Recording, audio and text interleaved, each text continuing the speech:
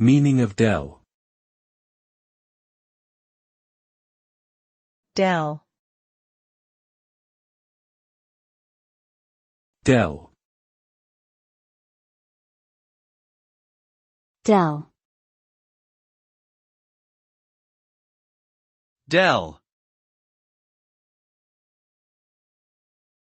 Dell is a word with multiple meanings and uses.